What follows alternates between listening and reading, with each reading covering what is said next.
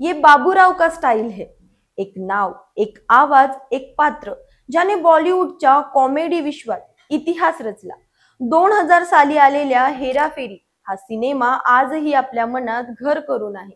अक्षय कुमार, सुनील शेट्टी आणि परेश रावल यांची त्रिकूट तुफान गाजली, पण यातला खरा हिरा तो म्हणजे परेश रावल यांचा बाबूराव गणपतराव आपटे। बाबू भैयाच्या त्या लटक्या चष्म्याने, अवखळ स्टाईलने आणि ये बाबूराव का स्टाईल है या डायलॉगने सगळ्यांना वेड लावलं। पण थांबा, आता स्वतः परेश रावल यांनाच हा बाबू भैया गळ्याचा फास वाटायला लागलाय। नमस्कार, मी अंजली आपलं स्वागत करते पोलखोल मध्ये। नुकतीच परेश रावल यांनी दिलेल्या एका मुलाखतीत बाबू भैयाच्या पात्रावर खुलासा केला। हेराफेरी म्हणजे गळ्याला लागलेला फास असं ते थेट म्हणाले। आता हा फास नेमका काय आहे? 2006 मध्ये फिर हेराफेरी आला आणि बाबू भैयाची क्रेज अजूनच वाढली। पण परेश रावल यांना हा सगळा प्रकार आता दलदल वाटू लागलाय का? कारण ते एक अभिनेता आहेत ज्यांना फक्त एका पात्रात अडकायचं नाही, त्यांना नाविन्य हवंय, प्रयोग हवाय। 2007 मध्ये परेश रावल थेट विशाल भारद्वाज यांच्याकडे गेले। त्यांनी विनंती केली, मला बाबू भैयाच्या गेटअप मध्ये वेगळं कॅरेक्टर द्या, मला या पात्रातून मुक्ती हवीये। पण विशाल भारद्वाज यांनी त्यांना स्पष्ट सांगितलं, मी रिमेक करत नाही। त्यानंतर 2022 मध्ये परेश यांनी आर बाल्की यांच्याकडेही हीच मागणी केली, मला याच लुक मध्ये काहीतरी नवीन द्या, माझी घुसमट होते असं ते म्हणाले। पण पुन्हा एकदा त्यांना निराशा हाती लागली।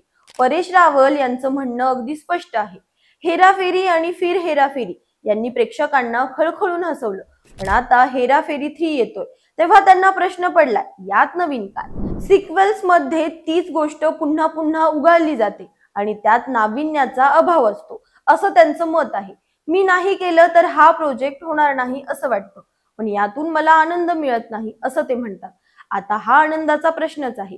एकीकडे प्रेक्षकांना बाबू भैया पुन्हा हवा आहे, पण दुसरीकडे परेश रावल यांना या पात्राच्या बंधनातून मुक्ती हवी आहे।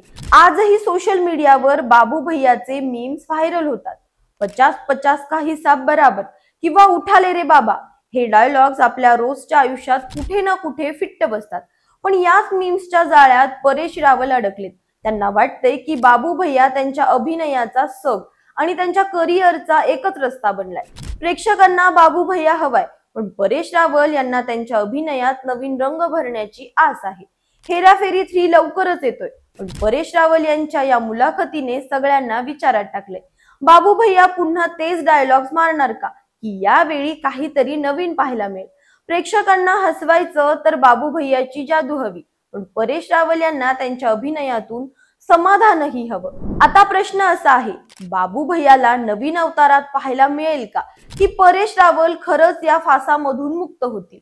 आता प्रश्न असा आहे, हेराफेरी 3 मध्ये बाबूराव पुन्हा एकदा प्रेक्षकांना हसवेल, की परेश रावल यांना त्यांच्या मनासारखं नवं कॅरेक्टर मिळेल?